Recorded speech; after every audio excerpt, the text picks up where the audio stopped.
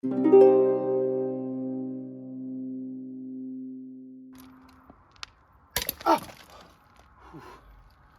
Oh putain. Oh, j'ai la peur de ma vie. Ouais, du coup, 2 fois 90 avec ça, pas possible.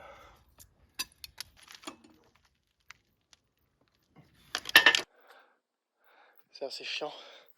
Faut que je remonte ça. Faut que je remonte ça sur la voiture. Et je crois que c'est tout pour aujourd'hui. Demain, boîte, fin de la remontage de la culasse. Et j'espère qu'elle craque. Et qu'elle passe les vitesses en 6.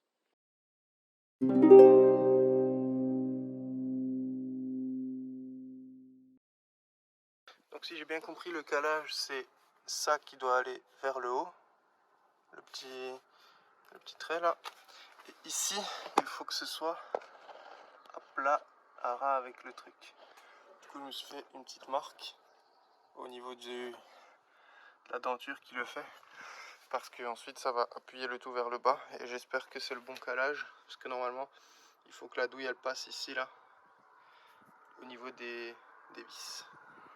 Bon, la pâte à joint étant appliquée sur tout le tour, j'espère, il me reste plus qu'à remonter le tout sur la culasse. Après 3 tentatives, j'ai enfin cette merde qui pointe vers le haut et cette merde qui est à peu près parallèle au plan de joint ici. Je ne sais même plus à quoi me fier parce que M8 2 décanewtons, 20 newtons, ok, 45, ça veut dire 450 newtons du M8. Elle est où celle-là, 24? Ouais, ouais. Voilà, toutes les vis sont serrées à 10 newtons ici. Je peux maintenant procéder au remontage du plastique qui vient là, et ensuite de la poulie d'Arbacam, ainsi que des joints qui viennent ici, à ces endroits-là. Bon, ici on m'explique comment il faut monter le joint, voilà, bien sûr. Et on me dit qu'il faut attendre 4 heures avant le démarrage. Franchement, si je démarre avant 4 heures, après avoir installé ça, ce sera une grande gloire. Là, du coup, il y a 100 newtons. Voilà, un bracam, enfin la poulie serrée. Maintenant, il faut serrer les 3 petites vis. Bon, voilà, troisième tentative. On pense que le calage est bon. Logiquement, il devrait l'être. Du coup, ici, le calage a l'air ok. Ici, on est vers le haut, donc normalement c'est bon. Et ici, ça a l'air bon également. Là, on est presque comme il faut. Donc je pense que calage distrib, on est bon. Ce côté-là remonté, on procède au remontage de la turbine. Stressé? Oui. 90.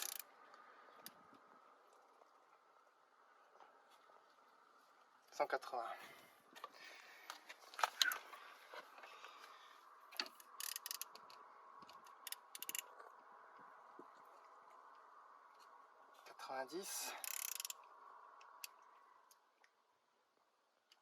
Allez, ma grosse. 180.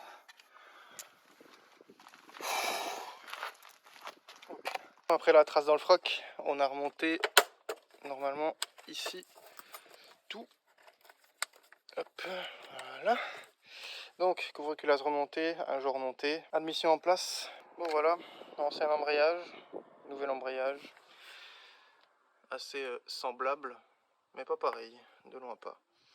On repart sur un Sachs du coup bimasse.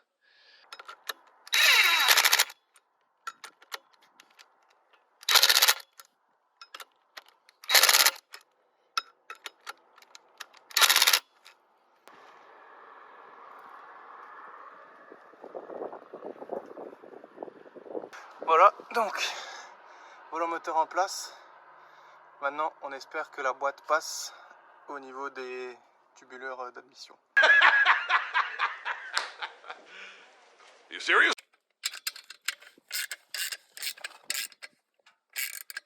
Clic. Boîte 6 est sur le moteur. Maintenant, il faut voir la tringlerie qui passe ici et le tuyau d'admission qui passe là et qui part là-bas, si ça passe. Mais j'ai bien peur que non. Non, je ne crois pas, non. La boîte est désormais beaucoup plus lourde, il va falloir la lever pour la mettre sur le support de boîte.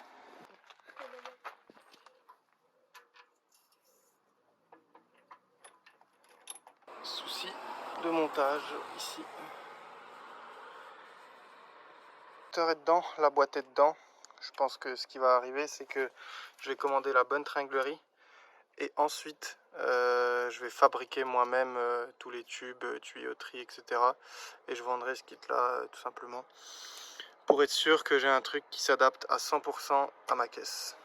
Bon, une fois que j'ai utilisé le cerveau, j'ai mis le sélecteur dans la position service, ou je sais pas comment ça s'appelle là, quand on a juste la boîte de vitesse, et je me rends compte qu'en fait mes petits trucs, ils arrivent finalement comme il faut à peu près, hein. Donc si je mets ça ici, ça donne un truc comme ça.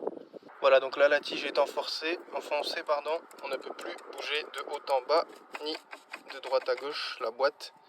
On garde la tige comme ça, j'installe ces petites crottes ici. Ensuite je vous montre comment on ajuste le câble. Les deux trucs installés, les câbles sont bons. Maintenant il ne reste plus qu'à relâcher les câbles.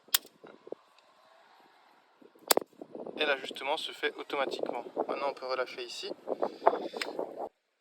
Et boîte 6. Donc 1, 2, 3, 4, 5, 6. Marche arrière fonctionne aussi.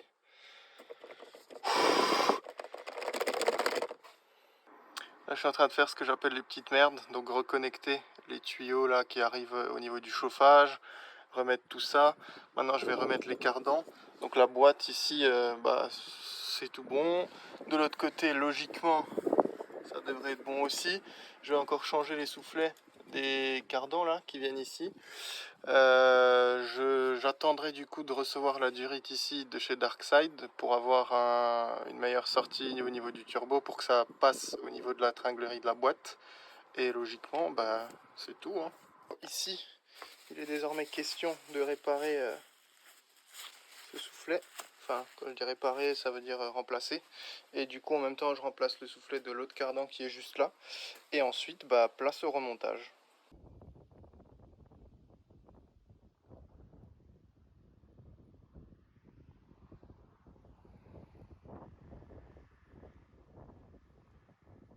Soufflet installé avec une précision irréprochable. Vous pouvez le voir, il y a un petit saut là. Mais ça tient. Je viens d'éponger le sol pendant je sais pas combien de temps. Mais ici, les cardans et de l'autre côté aussi sont désormais installés également. Du coup, plusieurs jours sont passés. Me voici avec mon nouveau tube, celui-ci. Vous pouvez voir qu'il est à peine plus fin que le précédent, mais surtout qu'il n'a pas du tout la même forme. Donc j'ai reçu les mêmes coudes, celui-ci et celui-ci avec. Je crois que celui-ci c'est un 30. C'est un 30 ou un 45? Ouais, ça doit être un 45. Donc je crois que c'est les mêmes que les précédents. J'ai acheté une petite seringue pour pouvoir purger le circuit ici. Donc je voulais injecter un peu de liquide de frein là-dedans pour qu'il se répande et qu'il descende dans la butée avant de le purger là-bas. Et du coup là je vais essayer d'installer cette pipe là qui normalement devrait passer correctement au niveau du turbo et de la boîte puisqu'elle est faite sur mesure pour. Donc si j'ai bien compris, le tube il ferait quelque chose comme ça. Est-ce que ça gêne pas ici et est-ce que ça gêne pas en bas non plus? Logiquement, si j'ai bien pipé, c'est ça. Et ici il sort là et arrive dans l'intercouleur. Donc je vais mettre 2-3 résans et je vais voir comment ça se monte. Pour ce qui est des durites, il les envoie exprès super longues ici pour que vous puissiez les couper et les adapter à votre application. Donc moi là j'ai tout ça là que je dois prendre au niveau du turbo pour mettre le collier. Du coup je vais garder à peu près ça. Maintenant je vais installer ça et ensuite je vais couper la partie du tube ici. Du coup là j'ai coupé ma durite à plus ou moins ce que je voudrais qu'elle soit. Maintenant il faut juste que je la tourne à peine à ce que la durite elle risque rien et à ce que ça gêne pas la tringlerie ici là, pour pas que ça frotte contre la durite et que ça fasse de l'érosion là et que après ça me fasse un trou dans la durite et il faut que je la change tout ça là. Du coup j'ai recoupé juste un tout petit peu la durite pour que elle soit vraiment à ras ou plus ou moins à ras, que je puisse la serrer. Et maintenant du coup je vais juste insérer le tube de ce côté là, je vais faire son passage, ensuite je remonte la partie focus, la partie avec l'intercouleur et tout, pour faire en bas là les connexions avec tous les raccords d'eau et tous les raccords électriques aussi. Et logiquement ça devrait être bon. Ici au niveau de la tringlerie, je crois que tout est bon. Donc voilà. Bon, Darkside il m'a envoyé un coude qui est donc 55 ici et 51 ici. Le problème est que leur tube à eux il fait 55 ici. Donc le 51 même en forçant il passera jamais. Tandis que mon échangeur à moi c'est aussi du 55. Donc le côté 51 il passera pas non plus. Mais le 55 lui se monte. Donc en fait j'ai un côté qui se monte sur les deux et un côté qui se monte sur aucun des deux. Mais pic coup de chatte. Vu que ce coude là que j'avais du kit précédent, celui qui était en gros diamètre là, bah lui il fait 55 et d'un côté et de l'autre. Du coup je vais devoir le raccourcir, pareil que le premier là-bas, et ensuite je vais pouvoir le monter. J'ai encore raccourci la durite parce que le tube dépassait trop, il tapait dans le radiateur et il me faut quand même de l'espace pour pouvoir passer le collier dessus. Donc maintenant je vais installer ça et je vais voir si maintenant ça passe. Du coup comme vous pouvez le constater par vous-même, ok le truc Darkside, on va dire qu'il rentre dans une certaine place, mais c'est certainement pas là où moi j'ai besoin qu'il rentre. Du coup je sais pas trop comment faire, je vais devoir raccourcir ici forcément pour ça là. Et je pensais ensuite mettre un truc, genre cette sortie là, incliner un peu comme ça, couper un bout de tube ici et remettre un bout siliconé comme ça là de l'autre côté pour qu'il fasse le raccord entre les deux, pour que ça tienne quand même le boost. Much later. Bon, j'en ai chié et c'est même pas un mot suffisant pour désigner ce qui s'est passé pendant les 3 dernières heures que je viens de vivre. Déjà, comme un trou du cul, j'ai coupé ça trop court. Du coup, derrière là, il y a un tout petit gap tout en bas là-bas là. Mais bon, j'ai serré ça, logiquement, ça ne peut pas bouger. Ensuite ça, il faut juste que je le rislante ici pour que... Oula. Faut que je serre ça aussi peut-être.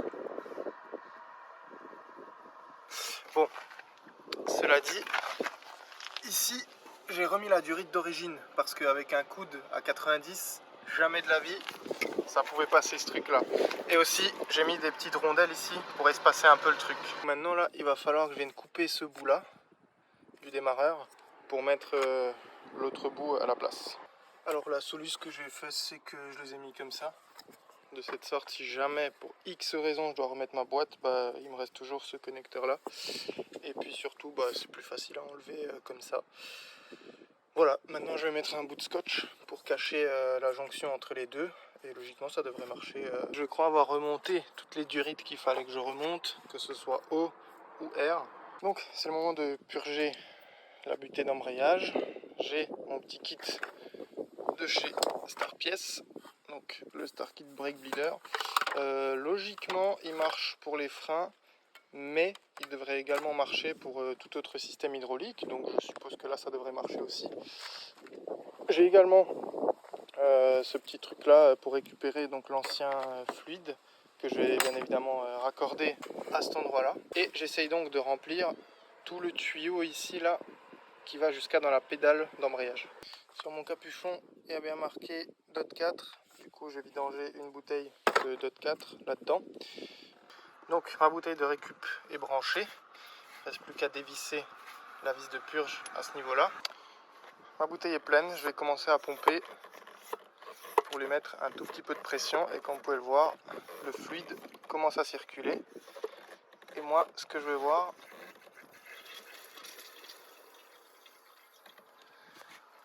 c'est qu'il ne sorte pas là-bas comme c'est en train d'arriver,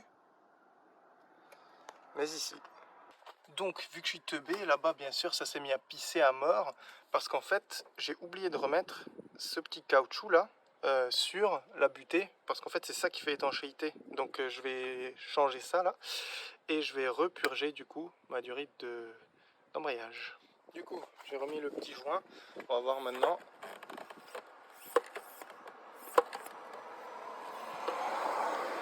Et logiquement, ce qui devrait se passer, c'est que le fluide devrait remonter par ici.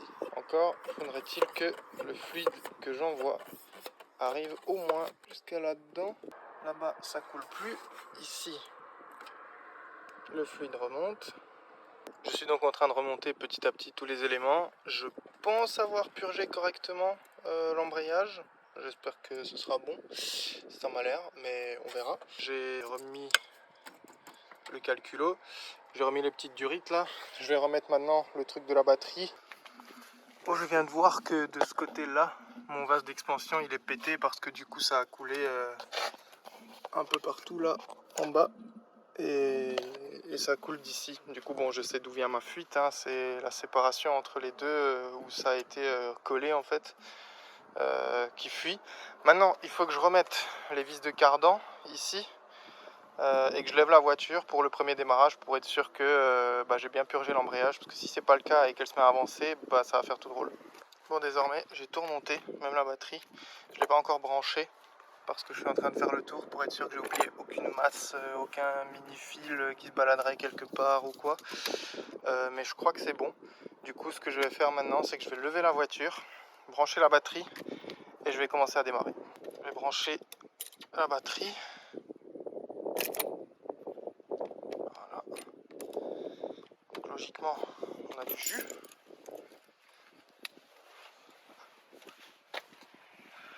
Exact. Maintenant c'est l'heure de voir si cette voiture elle démarre. Déjà dans un premier temps je vais appuyer sur l'embrayage et je vais voir si le démarreur est bon. Le démarreur fonctionne, donc j'ai bien remis la cosse.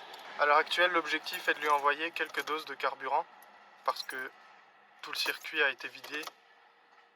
Du coup je re-remplis un peu le circuit avec la pompe. Allez, je vais faire tourner un coup le moteur pour être sûr que mon calage de distrib est bon.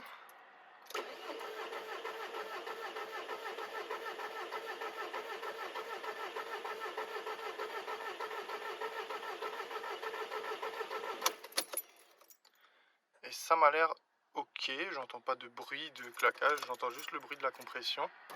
Maintenant, je vais voir au niveau des injos ce que ça dit. Bien sûr, vu que je suis complètement teubé, comme la dernière fois, j'ai inondé les injos parce que j'ai pas mis les retours.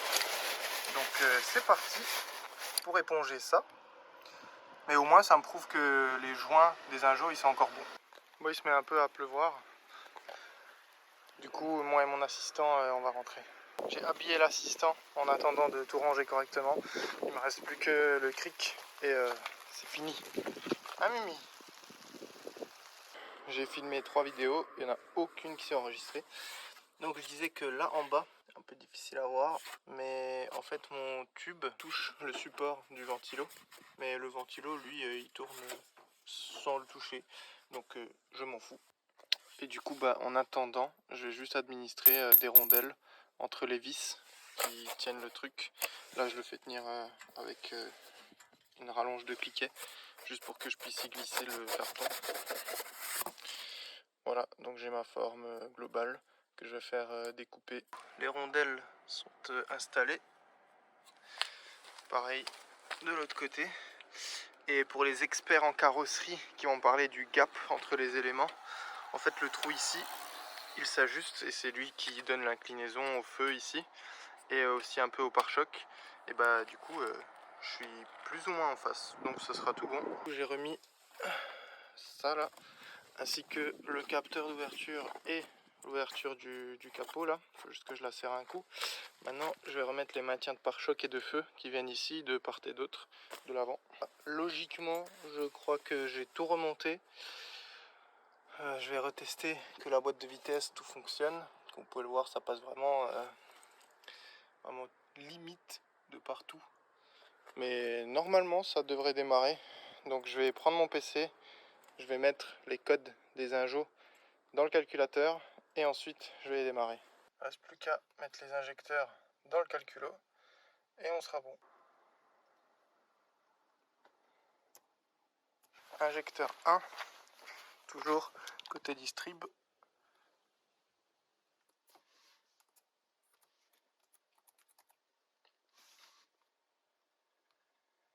Voilà, premier injo de fait. Il ne reste plus qu'à faire la même chose avec les 4 autres. Voilà, donc le 4e injo vient d'être rentré dedans. On est tout bon. On peut faire retour, quitter calculateur. Là, je peux éteindre le contact. Je le remets. Je mets quand même sur l'embrayage, juste pour être sûr.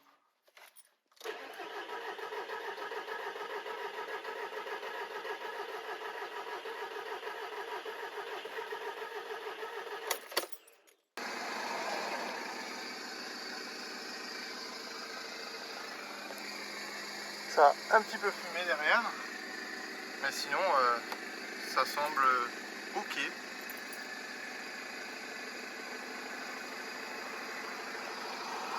Donc en lâchant la butée, tout semble ok aussi. Pas spécialement de fumée. Il faut juste que je surveille le niveau d'eau ici.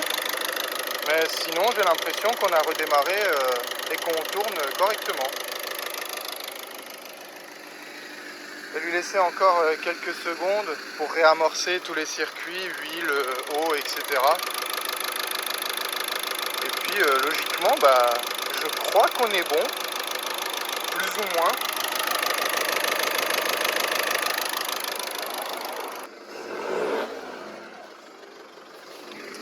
Par contre ça fume pas mal à l'échappement.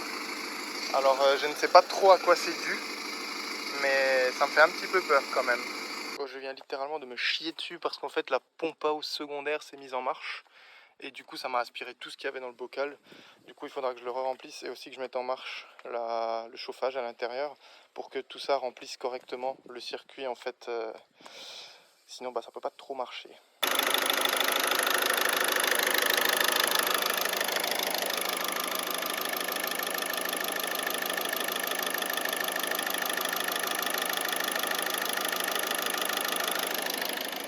Ce qui me fait un peu peur c'est la fumée à l'échappement parce que quand j'accélère un peu,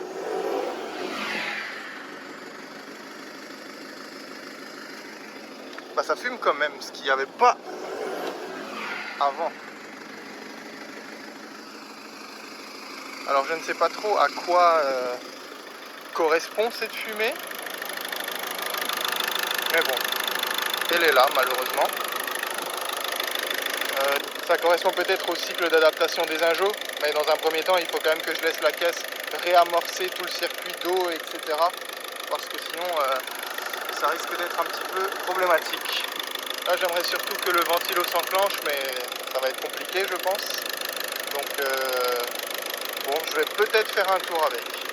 En dessous, je ne vois rien qui coulerait.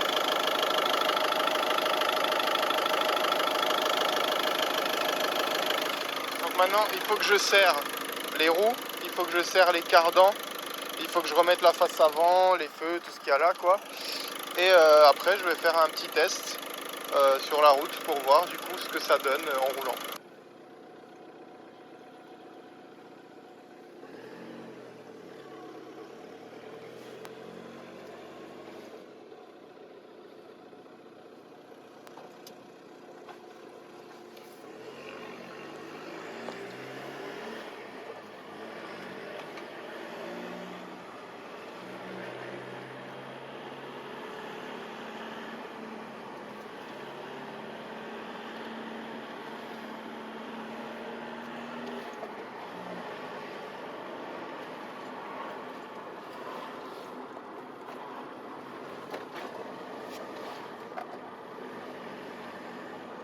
Après n'importe quelle réflexion moteur, une petite vidange oblige. Hein.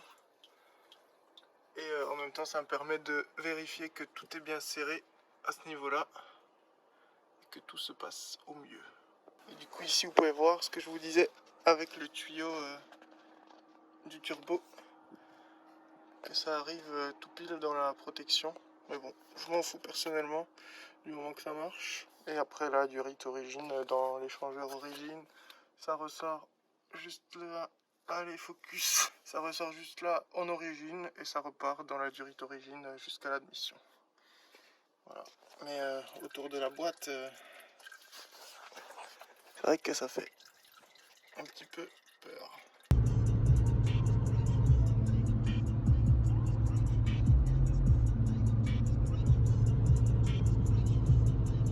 Donc là,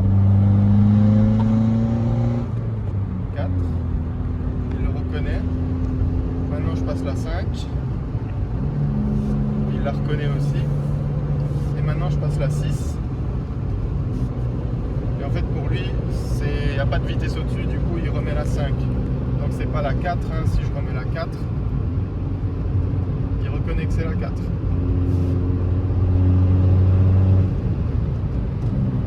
La 6, elle s'affiche bien comme une 5. Du coup boîte 6 fonctionnelle. Voilà, de ce fait, j'estime que ce changement de boîte est désormais terminé.